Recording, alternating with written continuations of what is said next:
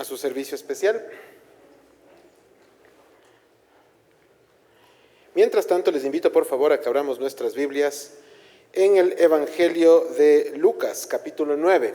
Vamos a dar lectura a los versículos del 7 al 9 del Evangelio. Les invito por favor a que lo vayan ubicando en sus Biblias. Evangelio de Lucas, capítulo 9, versículos del 7 al 9. 3 versículos para esta porción. Conforme lo encuentran, les invito por favor a que se puedan poner de pie en reverencia a la palabra del Señor para que como congregación podamos dar lectura a esta porción de la palabra. Les invito por favor a que puedan seguirnos con la mirada. Evangelio de Lucas capítulo 9, versículos del 7 al 9. Herodes el tetrarca oyó que de todas las cosas que hacía Jesús, y estaba perplejo, porque decían algunos, Juan ha resucitado de los muertos, otros, Elías ha aparecido, y otros, algún profeta de los antiguos ha resucitado. Y dijo Herodes, a Juan yo le hice decapitar. ¿Quién pues es este de quien oigo tales cosas? Y procuraba verle. Amén. Tomen asiento, por favor. Como introducción del mensaje de esta mañana, hermanos, junto con saludarles, quisiera que nos ubiquemos un momento en la porción bíblica para entenderla bien como antecedente antes de explorarla un poco más a fondo. Todos recordamos que el Juan al que se hace alusión aquí es Juan el Bautista, ¿verdad? ¿Sí? Y recordamos que Herodes había hecho cortar la cabeza de Juan por pedido de ¿quién? De Herodías, ¿verdad? De la hija de Herodías, en realidad eso fue lo que le pidió, quien a su vez lo hizo por pedido de su madre, Herodías, como tal. Al final del día ella fue la autora intelectual y su hija la autora material de esta petición. En este momento, y en este caso específico, nosotros vamos a tener que hacer un poquito de memoria. Para eso, qué mejor que recurrir a la misma palabra de Dios para que nos comente y nos ponga en contexto de todo esto. Vamos a abrir nuestras Biblias en el Evangelio de Mateo, capítulo 14, versículos del 1 al 12. ¿Sí? Ábranlo tranquilamente, vamos a leer un ratito, y yo voy a dar lectura mientras usted lo sigue ubicando. Mateo 14, versículos del 1 al 12. En aquel tiempo, Herodes el tetrarca oyó la fama de Jesús y dijo a sus criados, este es Juan el Bautista. Ha resucitado de los muertos y por eso actúan en él estos poderes. Porque Herodes había prendido a Juan y le había encadenado y metido en la cárcel por causa de Herodías, mujer de Felipe su hermano. Porque Juan le decía, no te es lícito tenerla. Y Herodes quería matarle, pero temía al pueblo, porque tenían a Juan por profeta. Pero cuando se celebraba el cumpleaños de Herodes, la hija de Herodías danzó en medio y agradó a Herodes, por lo cual éste le prometió con juramento darle todo lo que pidiese. Ella, instruida primero por su madre, dijo, dame aquí en un plato la cabeza de Juan el Bautista. Entonces el rey se entristeció, pero a causa del juramento y de los que estaban con él a la mesa, mandó a que se la diesen. Y ordenó decapitar a Juan en la cárcel. Y fue traída su cabeza en un plato y dada a la muchacha, y ella la presentó a su madre. Entonces llegaron sus discípulos y tomaron el cuerpo y lo enterraron, y fueron y dieron las nuevas a Jesús. Vaya. Este tema es delicado, ¿verdad? Esta situación es un poquito sangrienta y complicada, pero tenemos que hacer alusión a la narración un poquito más ampliada, como lo hemos hecho hoy, para poder entender el objetivo del mensaje de esta mañana.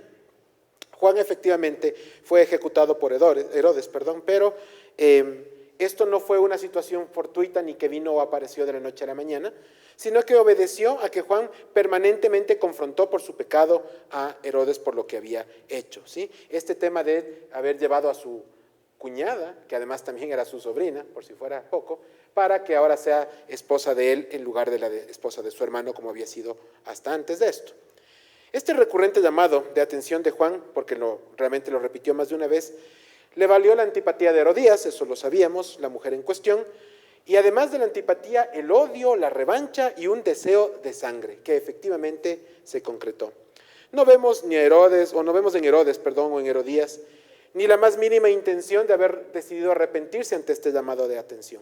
En absoluto. No quisieron reconocer que estaban obrando mal, sino que por el contrario continuaron su equivocado proceder, y es más, Herodías decidió buscar la manera de silenciar esa incómoda voz. Sabemos, hermanos, que para la humanidad en pleno hay un elemento al que nosotros conocemos como conciencia. Todos han escuchado hablar de eso, ¿verdad? Y cuando hablo de la humanidad entera, hablo de todos, cristianos o no cristianos, creyentes o no creyentes de manera general. Esta conciencia es algo así como el software básico que viene en todos los seres humanos. Una noción sencilla pero clara de lo que es, de lo que conviene y de lo que no conviene. Eso es lo que nosotros entendemos cuando hablamos de conciencia. Y esa conciencia, ¿sí?, que funciona de esta manera en los no creyentes, se agudiza, se potencia en los creyentes por la obra del Espíritu Santo, que ya no solamente nos deja en conciencia, sino que se llama conciencia de pecado.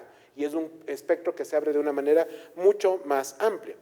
Vamos a entenderlo de esta forma. En los no cristianos, la conciencia se empieza a cauterizar por efecto de su vida. ¿Sí? En el mundo, en su carne o por la obra de Satanás, simple y llanamente esa conciencia empieza a menguar hasta que prácticamente desaparece. Eso es sencillo de que suceda en la gente no creyente.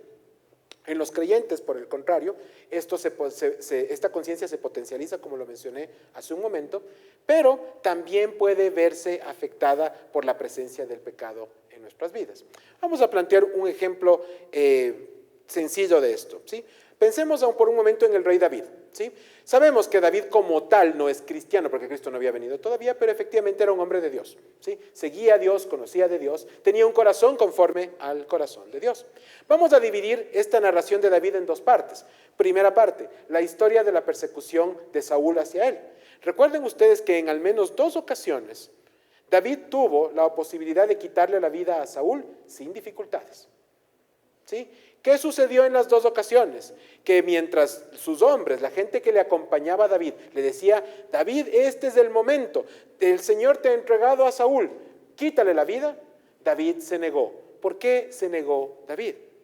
David mencionaba que él no podía quitar la vida a quien Dios había ungido como rey. ¿Sí? Había una conciencia en David que le decía que eso no era lo correcto, aun cuando todos los que estaban alrededor le decían que sí lo era. ¿Sí? Y no solo que era correcto y oportuno, sino que además Dios mismo le había puesto al alcance de su mano. ¿Sí? Pero esta conciencia que David tenía le llevó a guardar la vida de Saúl y eso le generó y le trajo bendición. ¿Sí? Una bendición que viene acompañada de la obediencia a esa conciencia de pecado que Dios había puesto en David. Hasta ahí, todo bien. Vamos a trazar una raya y nos vamos a ir a otro momento de la vida del rey David. El momento en el que observa a Betsabé. Cuando ve a Betsabé empieza una vorágine de cosas un poquito complicadas. Primero, codicia a esa mujer. Después, la toma. Luego la deja embarazada. Posteriormente quiere endosarle la culpa a Urías del Eteo, el esposo de Betsabé. Como eso no le resulta, le manda a asesinar. Y una vez que le asesina, la toma por mujer. ¿Dónde quedó la conciencia de David? ¿En qué momento se perdió esa conciencia de pecado tan clara que tuvo para guardar la vida de Saúl y se convirtió en esto que es irreconocible? ¿Qué pasó con aquel hombre que tenía el corazón conforme al corazón de Dios? Esa conciencia, hermanos, esa conciencia que tuvo en un momento del tiempo se deterioró totalmente hasta el punto de llevarle a cometer horrorosos y escandalosos pecados, desde el punto de vista humano, por supuesto. En este sentido, nosotros no sabemos, desconocemos en qué punto David perdió la brújula, pero es un ejemplo tristemente real de lo que le puede pasar a cualquier creyente cuando nos separamos de Dios. No importa cuán cristianos seamos, cuánto conozcamos de la palabra, si nosotros nos desconectamos de la relación personal con Cristo, automáticamente va a emerger la carne que va a cauterizar esa conciencia que tenemos, llevándonos a un pecado recurrente del que difícilmente se puede salir sin Cristo. De hecho, corrijo mi afirmación original, imposible de salir de no ser por Cristo. ¿Sí? Un cieno, un fango, una arena movediza de donde no podemos volver a salir. Entonces, hermanos, debemos tener muy claro que aquel que crea que esté firme, mire que no caiga. En ningún momento podemos pensar que nuestra conciencia de pecado se mantiene fina todo el tiempo y que yo puedo sostenerla en mis fuerzas, porque eso es una mentira de Satanás. Es un engaño de nuestra carne y de este tiempo. Cualquiera de nosotros puede volver a caer si se desconecta de la vid verdadera que es Cristo, como lo dice Juan 15, versículo 5. Así que, hermanos, quiero invitarles a meditar profundamente en estos asuntos de conciencia, porque en realidad esto es lo que va a determinar nuestro andar cristiano del día a día, de lo que nosotros hacemos cada momento y en cada circunstancia que enfrentamos. Cuando dejamos a un lado nuestros devocionales, cuando dejamos a un lado la oración, cuando limitamos el estudio de la palabra, cuando no compartimos en la fe, cuando dejamos de congregarnos, una cosa va llevando a otra hasta que en algún momento nos vamos a encontrar en una situación tan compleja y tan delicada a la que no sabemos ni siquiera cómo llegamos en ese instante, pero que simplemente es el culmen de una serie de hechos desafortunados de un alejamiento de Dios. Esta conciencia, hermanos, es a la que nos queremos referir el día de hoy. Y en este caso, no pretendo tampoco decirles que el pecado en nuestras vidas se puede justificar por esta situación. El pecado no se justifica, el pecado se acepta. El pecado se reconoce, se confiesa y se busca superar. ¿Sí? ¿Cómo? De la mano de Dios, no hay otra manera. El pecado tiene esa característica. Nosotros no podemos romantizar el pecado, no podemos sensibilizar el pecado, sino que por el contrario debemos reconocerlo como lo que es. Solamente cuando yo sé lo que es y las consecuencias que trae es que tomo conciencia plena para mi vida. De otra manera puedo tratar de bajarle el volumen y pensar que el pecado no es algo tan grave, cuando sí lo es. Y es tan grave, amados hermanos, que es lo que a nosotros nos hace nacer condenados y nos lleva hasta la muerte espiritual de no mediar Cristo en nuestras vidas. Así de grave es la situación. Por lo tanto, no hemos de bajarle el volumen a las cosas, sino de llamarlas por su nombre. Quiero que con esta introducción oremos brevemente y le pidamos a Dios que nos muestre entonces en esta porción bíblica cómo enfocar estos aspectos de la conciencia que nos conviene tratar el día de hoy. Oremos. Padre amado, gracias por darnos la bendición de poder abrir tu palabra, de hacerlo con libertad. Y gracias, Señor, por permitirnos sumergirnos en la palabra, Señor, en tu palabra, para ver lo que tú tienes para nosotros en esta mañana. Yo te pido, por favor, que nos des una conciencia plena de lo que estamos aprendiendo, Señor, el día de hoy, de lo que estamos recibiendo de ti, y que tu palabra, Señor mío, anide profundamente en nuestros corazones y nos lleve a ponerla por obra. Gracias por este tiempo. En Cristo Jesús oramos. Amén y amén. Bien, ahora sí vamos a ubicarnos en este momento de acá. Cuando estudian o estudiamos literatura en el colegio, lo primero que hacemos para poder entender un texto es reconocer a los personajes. ¿Se acuerdan? Nos hacían, profesor o profesora de literatura, nos hacía sacar a limpio los nombres de las personas que intervienen en una obra, en una narración. Vamos a hacer un ejercicio similar. Vamos a ver a qué personas se mente en esta porción bíblica, porque si no sabemos quiénes son o de dónde vienen, tal vez podemos olvidar algunos aspectos de riqueza de esta narración. Herodes es el primero, ¿verdad?, en todo este asunto, ¿no es cierto? ¿A qué Herodes se refiere? La mayoría de ustedes, no sé si todos, saben que hay varios Herodes en la narración bíblica, no hay uno solo, ¿sí? El Herodes del que estamos hablando dice Herodes el tetrarca, ¿no es cierto? ¿Sí? Herodes Antipas es el mismo nombre, pero ¿de dónde viene? Vamos a ponerlo en contexto histórico. En primer lugar, ubiquemos a Herodes el Grande, quien gobierna toda la parte de Israel, lo que era el antiguo Israel, por encargo romano, hay que tenerlo claro. Herodes en realidad no era un rey, pidió que se le dé el título de rey, pero en realidad era un gobernador más, como lo era Poncio Pilato posteriormente y otros que estuvieron en diferentes posiciones. ¿Sí? No sé por qué Roma le dio y le permitió llamarse así o se autoproclamó de esa manera, pero era conocido popularmente como un rey, aunque técnicamente no lo era. Gobierna Israel entre los años 74 a.C. hasta el 4 a.C. aproximadamente. Recuerden que por la diferencia que hay en la parte de la narración bíblica en cuanto a tiempos, ¿sí?, el Señor Jesucristo técnicamente no nació en el año 0. ¿Sí? Sino que nace por alrededor del 2 a 4 antes de Cristo, dependiendo de cómo se calcule este tema en la parte cronológica. Entonces, Jesús nace justamente bajo el gobierno de Herodes el Grande, reconocido como el Grande. ¿Sí? Los proyectos de construcción de él, nos dice la historia, que fueron importantes, la verdad la historia lo recuerda gratamente porque hizo cosas interesantes, pero para la parte de la fe hizo una que llamaba la atención, que fue la ampliación y el afinamiento del templo. ¿Sí? Después de que se acuerdan que el templo había sido destruido por los babilonios y luego reconstruido por Esdras, Nehemías, ¿sí?, en aquel tiempo, ¿verdad? Y la gente que estuvo con él, y se me fue el nombre de la otra persona más, Zorobabel es del otro, ¿sí? Y lo hicieron completo, ¿sí? Pero pues había cositas que todavía no eran como el templo que tenía el esplendor de Salomón, nunca volvió a ser igual, pero Herodes trató de contribuir un poquito a hacer esto. ¿Sí? Entonces recordamos a Herodes el Grande por esto, y ahí nace el Señor Jesucristo.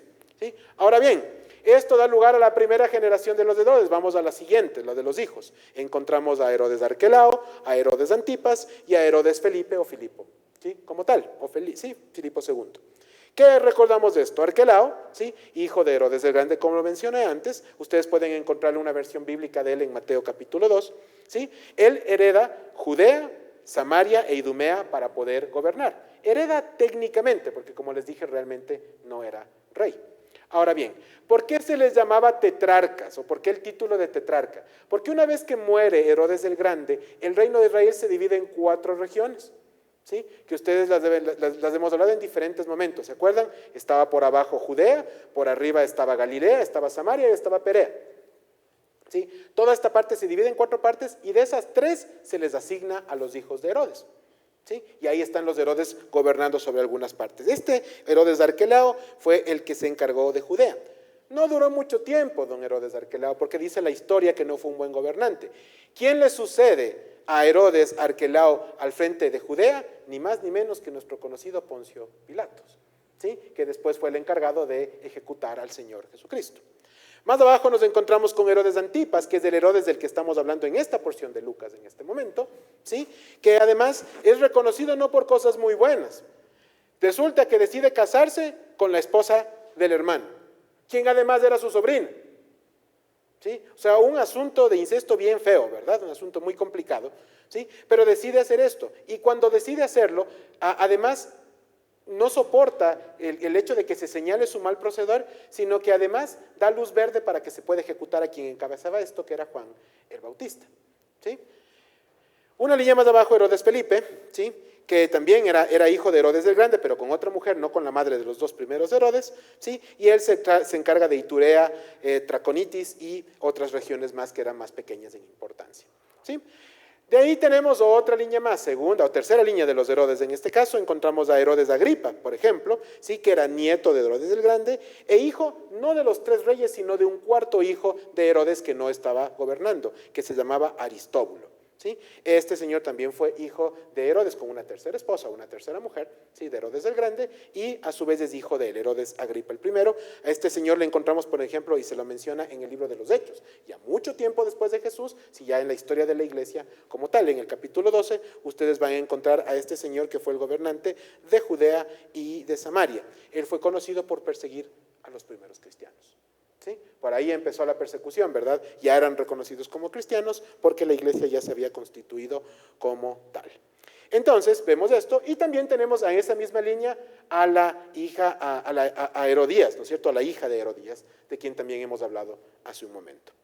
Ok, entonces, con esto claro, solamente me faltaba uno, ¿sí? Herodes de Agripa II, que también era bisnieto en este caso de Herodes el Grande, ¿sí? O el último de los gobernantes de este linaje, por definirlo de alguna manera, ¿sí? El apóstol Pablo defiende su fe, encarcelado en Hechos capítulo 25, con referencia a este Herodes que es el último del que se menciona o se habla en la Biblia. Hasta ahí nuestro Herodes. Por otro lado, hablamos de Juan el Bautista. ¿Qué sabemos de Juan el Bautista? ¿Sí? Sabemos que empezó su ministerio para poder dar la bienvenida al Señor Jesucristo, ¿verdad? Para preparar el camino, conforme había sido profetizado por Malaquías, 400 años antes aproximadamente, ¿sí? Se nos decía de él que tenía el espíritu de Elías, ¿verdad? No era Elías, pero era como Elías, tenía el espíritu de Elías. ¿Qué nos llama la atención? Que en la narración bíblica de Mateo, que leímos hace un momento, él dice Herodes que él pensó que era Juan el Bautista resucitado, que cuando hablaban de Jesús, porque además estaba haciendo señales y milagros. Yo les pregunto, ¿qué señales y milagros hizo Juan el Bautista? No hizo ninguno, no hizo absolutamente ninguno. Pero don Herodes estaba tan ensimismado en su condición de pecado que no veía con claridad. Vemos vestigios de cierta conciencia a los que me voy a referir en un momento más, pero definitivamente mezclaba las cosas. ¿Qué tenía que ver eso o la vida de Juan el Bautista con una eventual resurrección de él, que es lo que él creyó y alguna de la gente que estaba con él también? ¿Sí? Absolutamente nada que sea duro. De Juan el Bautista sabemos que permaneció fiel a su predicación en todo momento y nos queda una palabra que a mí siempre me retumba y me recuerda a Juan el Bautista: arrepiéntanse. Arrepiéntanse, esa es la palabra clave del ministerio de Juan el Bautista. Como les decía hace un momento en la clase de formación bíblica, en ningún momento Juan el Bautista les dijo: hagan la oración de fe porque el reino de los cielos se ha acercado. Sino, arrepiéntanse, porque el reino de los cielos se ha acercado. El llamado al arrepentimiento es justamente lo que yo les decía, que es parte de la actitud contra el pecado. Al pecado se lo reconoce y uno se arrepiente de él. Y eso es lo que nos lleva a los pies de Cristo para reconocer nuestra condición, ni más ni menos. ¿Sí? Entonces, ¿a quién hacía referencia después de Juan? A Elías, el famoso profeta de Dios. Este sí hizo milagros, ¿no? De Elías sabemos que hizo grandiosos, o sea, protagonizó milagros. Los milagros son de Dios, pero Dios lo utilizó para hacer cosas fantásticas. Él vivió más o menos en el siglo 9 antes de Cristo, ustedes lo pueden recordar, y seguramente las partes más altas de sus ministerios se dieron cuando enfrentó al tristemente recordado rey Acab y a su aún más triste recordada esposa, la reina Jezabel. ¿Sí? De quien se dice de todo en la Biblia, pues técnicamente ella sí era una bruja, ¿sí? En todo el sentido de la frase. Así que Elías se enfrentó con ellos, y se acuerdan ustedes cómo se acabó a los profetas de Baal, ¿sí? En aquella competencia de sacrificios que al menos a mis hijos les encanta leer una y otra vez, porque realmente debe haber sido fantástico ver todo eso, ¿sí? Y además vemos a un Elías muy confiado en Dios, ¿verdad? Que hasta se reía y se burlaba, ¿sí? de estos profetas de Baal. En esta historia, ¿sí? Lo importante de Elías realmente no son los milagros que hizo, sino lo que representaba y la promesa que sobre él descansaba. Porque los judíos saben y conocen hasta este tiempo que antes de que el Mesías llegue iba a ser precedido por Elías, por una segunda venida de Elías, porque recuerden que Elías no murió, es una de las dos personas que a lo largo de la narración bíblica se nos dice fueron arrebatadas, ¿sí? El primero fue Enoc, unos cuantos miles de años antes, y después estamos hablando de Elías. ¿Sí? Elías debe regresar para ese asunto. Entonces, los judíos siguen esperando a que Elías regrese para eso. Por eso, cuando celebran la Pascua, dejan una silla vacía siempre para que Elías llegue y se pueda sentar ahí. ¿Sí? Es parte de las costumbres que manejan. En ese sentido, ¿sí? Elías sí vino, pero vino no exactamente como ellos lo esperaban, sino en la persona de Juan el Bautista. Y por eso esas dos personas están tan cercanas en cuanto a la concepción que tenemos que tener de ellos, ¿sí? Y a ellos hace alusión Herodes en esta porción bíblica. Lucas capítulo 1 versículo 17 dice: e irá delante de él con el espíritu y el poder de Elías, refiriéndose a Juan, para hacer volver los corazones de los padres a los hijos y de los rebeldes a la prudencia de los justos, para preparar al Señor un pueblo bien dispuesto. Entonces, esta declaración queda clara, no solamente está en Malaquías, sino que también la vemos ahora ya en Lucas, y en cómo se va vinculando todo en armonía en la palabra de Dios. Ahora bien, esto nos deja claro cuáles eran los tres protagonistas de los que estamos hablando acá, y esto nos permite llegar con facilidad a la porción bíblica. El versículo 7 de Lucas 9 dice: Herodes el tetrarca oyó de todas las cosas que hacía Jesús y estaba perplejo. Acuérdense esa palabrita, perplejo, porque decían algunos: Juan ha resucitado de los muertos. Este Herodes Antipas, o tetrarca, como lo quieran llamar, sabemos de certeza o con certeza que no era cristiano, y algunos dicen que tampoco era judío, de nacimiento no. ¿Sí? Se dice históricamente que no era un judío de nacimiento, sino alguien que de alguna forma medio bizarra abrazó el judaísmo, ¿sí? Esa costumbre o las costumbres de esta religión. Y entonces, pues sabemos que él estaba de alguna forma con una pequeña así como comezón de oír. ¿Sí? Esa conciencia básica de la que empezamos hablando hace un momento, en donde Herodes lo que buscaba, ¿sí? Era satisfacer su curiosidad o su morbo sobre lo que estaba escuchando, ¿sí? Sobre Juan el Bautista, lo leímos en Mateo hace un momento, antes de matarlo vemos que él no quería toparle, sí le había encarcelado, sí no le caía de maravilla, pero hasta ahí. Cuando tiene que ejecutarlo por consecuencia de la promesa que él le hizo a la hija de Herodías, le pesó hacerlo. Lo termina así ejecutando, en realidad, es una realidad, es un hecho. Sin embargo, vemos que no le resultó algo sencillo ni fue una decisión que dependió explícitamente de él. ¿Sí? Entonces, en este sentido, vemos a un Herodes que ni mucho menos es salvo, ni pretendo decir eso, pero que es un ejemplo de esa conciencia que les mencioné hace un momento, que también existe en los no creyentes, bien básica, pero conciencia al fin. ¿Sí? En este sentido, no nos resulta imaginar entonces que los rumores que le llegaron a él y que corrían por toda la región en relación al Señor Jesucristo habían inquietado a Herodes. Por un lado, la curiosidad de los milagros y las cosas que había oído, pero había otra cosa que le preocupaba más, que sea Juan el Bautista resucitado. Si yo le decapité, dice la narración bíblica, yo mismo me encargué de que eso pase, y ahora se me vuelve a levantar por este lado, ¿para qué vendría si no para volver a señalarme a mí, verdad? Seguramente se le cruzó más de una vez por la cabeza, ¿sí? Y eso hace que se incomode notablemente, ¿sí? Le genera más preocupación y quería conocerle a Jesús para saber de dónde venía esta situación en particular. Sabemos por la historia de la narración bíblica, que no es objetivo de la prédica de hoy, que les llegó a conocer al Señor Jesucristo cuando el Señor, en medio de su pasión, o el inicio de su pasión, fue llevado delante de Herodes, ¿sí? Pero, ¿qué hizo el Señor Jesucristo cuando tuvo a Herodes al frente? ¿Qué hizo?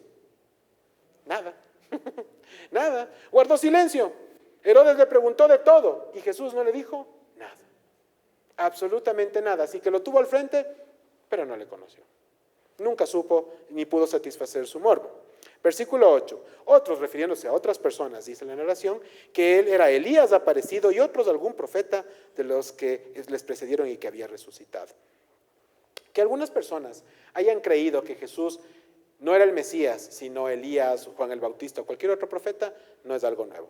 Vamos al Evangelio de Marcos, capítulo 8, 27 al 28. Versículo 27. Salieron Jesús y sus discípulos por las aldeas de Cesarea de Filipo, y en el camino preguntó a sus discípulos diciéndoles: ¿quién dicen los hombres que soy yo? ¿Sí? Y el versículo 28 continúa: y ellos respondieron, los discípulos, unos Juan el Bautista, otros Elías, y otros alguno de los profetas. ¿Sí? Esta parte de acá nos deja claro que este asunto de la incertidumbre que había sobre quién mismo era el Señor Jesucristo se había regado ampliamente por la región. ¿Sí? No sabían exactamente quién era. Estemos claros en que nadie nunca había hecho todas las señales que Jesús estaba haciendo. Esas eran señales mesiánicas en realidad. Pero sobre los ojos de la gente había un velo que no les permitía ver, ni entender, ni reconocer en realidad a quién tenían al frente. Y es que, hermanos, la consecuencia del pecado en la vida de la gente nos lleva a ese nivel, a tenerle al mismísimo Hijo de Dios al frente y no ser capaces de reconocerlo, a tener la palabra de Dios al frente y no leerla, a tener la posibilidad de llegar a los pies de Dios, al trono de la gracia directamente en la oración y no orar. Esa es la característica de una vida que está sumida en el pecado. Cuando el pecado nubla nuestro entendimiento y cauteriza nuestra conciencia, perdemos la perspectiva de todo. Dejamos de ver las cosas de una manera correcta y empezamos a romantizar el pecado en nuestras vidas. Y entonces, ¿qué viene por delante? Destrucción y dolor. Absolutamente nada más. Hermanos, es importante que nosotros tomemos conciencia, no solo para señalar a Herodes o a otros que nos antecedieron en este tema, sino para verlo en nuestras propias vidas. Si yo no soy capaz de buscar de Dios en oración, si no estoy leyendo la palabra, si no le alabo, si no le honro, si no le obedezco, si no me sujeto a Él, ¿qué puedo esperar de bueno para mi vida? No hay nada que pueda esperar que valga la pena en realidad. Y cuando hablamos de la palabra, no hablamos solamente de tener curiosidad por lo que dice este libro, porque este libro en realidad, fríamente y sin el Espíritu Santo, es tinta y papel, nada más. Pero el contenido, a la luz del Espíritu Santo, transforma vidas, cambia, rescata, salva, porque nos presenta al Redentor. Y eso es lo que marca la diferencia y lo que hace distinto a este libro de cualquier otro, en extensión o en revelación. Y entonces, versículo 9, y dijo Herodes: a Juan yo le hice decapitar, ¿quién pues es este de quien oigo tales cosas? Y procuraba verle. Pensaba al preparar este mensaje que de repente se puso nervioso. ¿Cómo no se va a poner nervioso, verdad? Si él se encargó de darle muerte y de pronto empiezan a aparecer rumores de que ha resucitado otra vez y de que está predicando por ahí, que ahora hace cosas mayores que las que había visto antes. ¿Sí? Y recuerden ustedes que la narración también nos dice que Herodes no quería toparle a Juan el Bautista porque sabían que la gente le entendía o le recibía como profeta.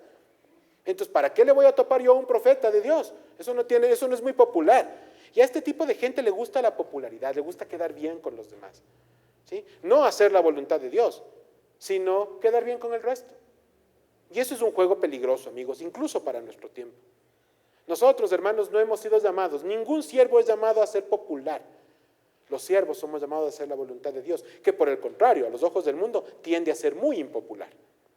¿Sí? Porque el mundo no quiere eso. El mundo quiere que tú guardes las formas del mundo, pero la palabra de Dios nos envía a rebelarnos ante esas formas del mundo. No a incumplir la ley, sino a dar testimonio de Cristo a los demás. Entonces, amados hermanos, la curiosidad, como dije hace un momento, no es suficiente para la salvación. Y el creer así a secas y el nomito tampoco, no es encimita. La carta de Santiago, capítulo 2, versículo 19 dice: tú crees que Dios es bueno y bien haces. También los demonios creen y tiemblan. Y yo les pregunto, ¿los demonios se salvan? Los demonios saben, no necesitan solo creer, saben que hay un Dios. Pero no se salvan, ya están condenados. ¿Sí? No se trata solamente de creer, sino de conocer. ¿De quién? ¿Cómo nos enamoramos de alguien a quien no conocemos? No podemos solamente oír de Cristo, tenemos que conocer de Cristo. Tenemos que enamorarnos de Él, tenemos que buscarle a Él, tenemos que entender que Él es el principio y el fin de todo. El Evangelio de Juan nos dice que todas las cosas por Él y para Él fueron hechas. No hay nada fuera de Él, es todo lo que importa. Por eso Mateo 6:33, que lo mencionaba Beto también la semana pasada, nos recuerda, ¿sí? Busca primero el reino de Dios y su justicia, y todo lo demás será añadido. ¿Y el reino de Dios quién es sino la persona de Cristo? Eso es todo. Esa es toda la historia en este punto, ¿sí? Entonces no se trata solamente de venir por curiosidad o de venir porque nos pica algo en la oreja, sino que realmente tenemos que buscar profunda y ciertamente de Cristo. Es la única manera de mantenernos alejados de esta vorágine de situaciones. La salvación descansa única y exclusivamente en Él. Y eso es algo que nosotros no podemos entender en corazones de carne, sino media la obra del Espíritu Santo en nosotros.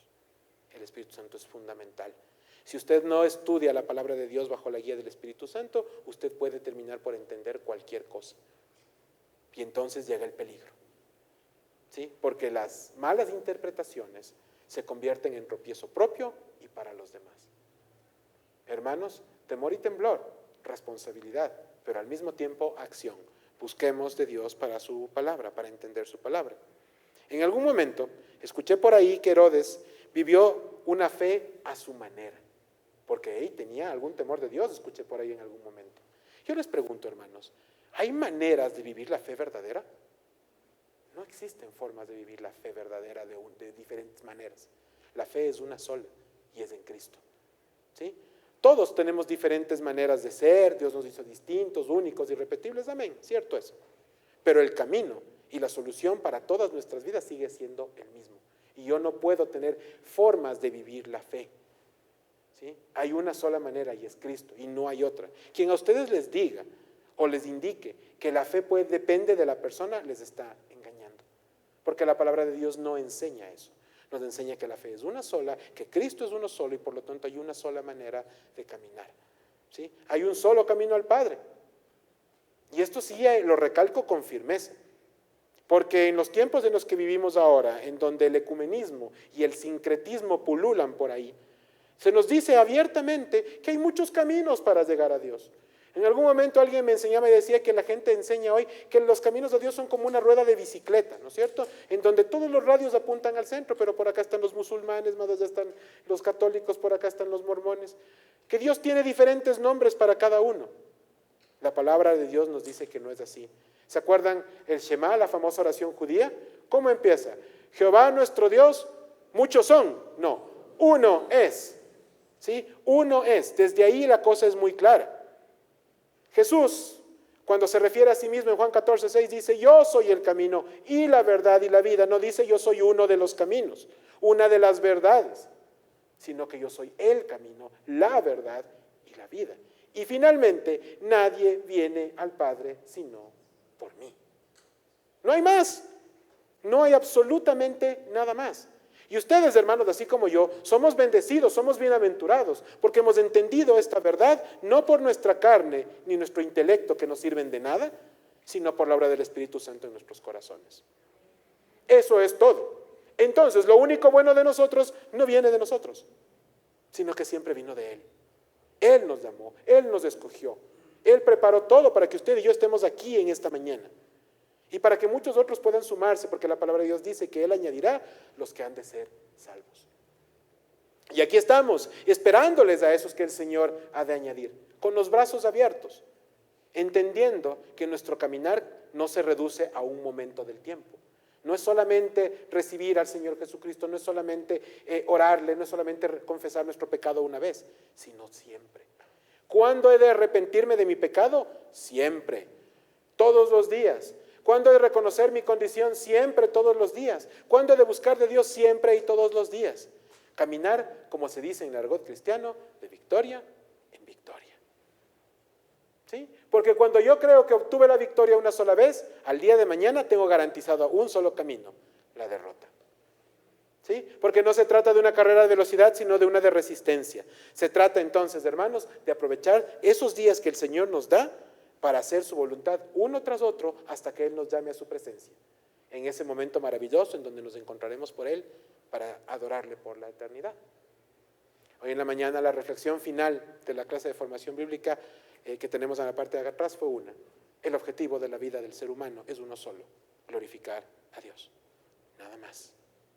Absolutamente nada más. Si yo tengo claro eso en mi vida cada día, vamos a poder vivir de una manera mucho más consistente, mucho más parecida a la del Señor Jesucristo. ¿Por qué? Porque eso es revelado por Él para nosotros. Por eso, simple y llanamente por eso. Amados hermanos, quisiera que en esta mañana y tarde ya de domingo, usted se lleve consigo 3 temas para que pueda reflexionarlos en casa. El primero, pedirle a Dios que nos ayude a caminar tomados de su mano como la única medida efectiva para alejarnos de una vida de pecado y sus consecuencias. No hay otra más. Si usted cree en sus fuerzas que usted puede simplemente no pecar porque usted decidió, hermano, cariñosamente le invito a que deje de engañarse a usted mismo. Eso no se puede. Porque lo mejor que sabemos de hacer los seres humanos es pecar. Número 2, o segundo, pidamos o pedirle a Dios que nos dé corazones humildes, que nos permitan exhortar y ser exhortados, con la mirada puesta en Cristo para ser instrumentos receptores de edificación. Amados hermanos, la justicia, el juicio, la disciplina de Dios revela los corazones de los seres humanos, de sus hijos. ¿Cómo acepto yo la disciplina en mi vida? Eso es lo que tengo que pensar y lo que tengo que reflexionar. Si yo entiendo que la disciplina tiene como objetivo mi edificación, voy a arrepentirme, la voy a aceptar y voy a continuar hacia adelante. Pero si yo me rebelo contra la disciplina que el Señor ha puesto, no tengo sino camino de perdición. Recuerden ustedes cuando fueron niños, no todos son padres de aquí ahora, pero recuerden cuando fueron niños. Sus papás disciplinaron sus vidas con un objetivo, que ustedes puedan ser mejores, que sean educados, que sean correctos. Dios nos enseña lo mismo. Dios al que ama, disciplina. Número 3, pedir a Dios que nos ayude a tomar conciencia de nuestro pecado para que podamos arrepentirnos de él y de su mano dejar esa práctica o hábito que son nocivos para nuestra salud espiritual. Y cuando les digo nocivos, estoy diciendo así como muy suave, son mortales para nuestra salud espiritual. Cada pecado en nuestra vida es un cáncer que tiene y que requiere ser extirpado de nuestras vidas permanentemente. Entonces, hermanos, nosotros tenemos 3 cosas para reflexionar el día de hoy. Y al saber nosotros quién es el Señor Jesucristo, tenemos la gracia, además de conocer su obra y de poder estudiarla con profundidad, les pido y les invito a que hablemos con nosotros mismos, con nuestras familias, a que meditemos en nuestros hogares y con la gente con la que el Señor ponga en su corazón compartir estas palabras, para que les hagamos una invitación cariñosa, realmente a vivir vidas de plenitud y vidas de libertad en Él, a liberarse de la esclavitud del pecado, ¿sí? A no conformarnos con la conciencia básica del mundo, sino a entender la conciencia plena de pecado que Dios nos da en la persona de Cristo por la obra de su Espíritu Santo. ¿Sí? Así funciona esto, pero es un tema que tenemos que hacer cada día. Obremos en consecuencia, amados hermanos. No podemos conocer la verdad y obrar de una manera que falte esa verdad. No podemos reconocernos como pecadores y evitar la exhortación de Dios. No podemos creer que vivimos una fe mayor que la que el Espíritu Santo ha puesto en nuestros corazones y solamente en nuestras fuerzas. ¿Sí? Esa fe que tenemos viene de Dios, el Espíritu obra y nos levanta. No podemos pretender vivir una fe distinta, porque no la hay, no existe, es una mentira. Abandonemos entonces, hermanos, la manera de caminar que no agrada a Cristo para seguir la que Él nos enseñó. Es la oración de esta iglesia por cada uno de ustedes, hermanos, por cada uno de nosotros en realidad, para que ese camino de verdad lo podamos transitar juntos. No queremos estar solos en ese camino, sino tomarnos de la mano y hacerlo en conjunto, como la familia en la fe que somos, como la iglesia del Señor a la que pertenecemos y de la que formamos parte. Amén. Oremos. Padre amado, gracias, Señor, por darnos esta posibilidad de escudriñar tu palabra. Gracias, Padre, Señor, porque nos permites ver en la vida incluso de siervos tuyos y de quienes no te han servido, Señor, cómo tú obras, Padre Celestial, con ellos o a pesar de ellos, como lo haces en nuestro tiempo, con nosotros o a pesar de nosotros. Yo quiero agradecerte, Padre Celestial, por cada uno de estos corazones y porque hoy nos llevamos 3 cosas para meditar, 3 cosas para pensar, situaciones que necesitamos evaluar en nuestras vidas, Señor, y llegar a tus pies para que seas tú quien nos muestre el camino correcto, Señor. No queremos vivir a nuestra manera, queremos hacerlo en consecuencia, Señor, con lo que tú nos has enseñado. Que la gloria sea para ti, en nuestros pensamientos, en nuestras acciones, y que podamos ser testimonio de ti por donde vayamos. En el nombre del Señor Jesucristo oramos, amén y amén. Vamos a pasar un